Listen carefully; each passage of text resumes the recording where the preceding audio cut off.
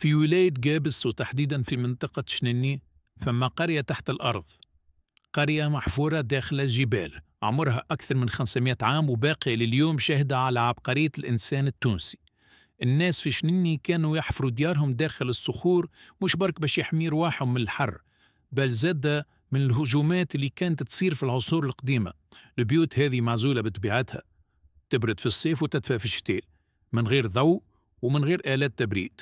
نظام هندسي تلقائي خلاها من أذكى النماذج المعمارية البيئية في العالم. حتى المساكن مربوطة ببعضها بممرات ومغاور، والناس عايشين كيف عائلة كبيرة تحت جبل. كل شيء بسيط لكن مدهش. شنيني ماهيش وحدها، فما زاد قرى كيف توجنين والدويرات اللي كيفها موجودين في الجنوب، الكلهم مبنيين بنفس النمط في تناغم نادر مع الطبيعة. اليوم برشا من هالقرى ولات مزار سياحي، لكن برشا توانسة ما يعرفوهاش حتى بوجودها. لو تمشي لتونس، لأعماق تونس، تلقى حكايات مخبية في الحجارة وتفاصيل منسية ما تحكيها كان الجدران. في بالك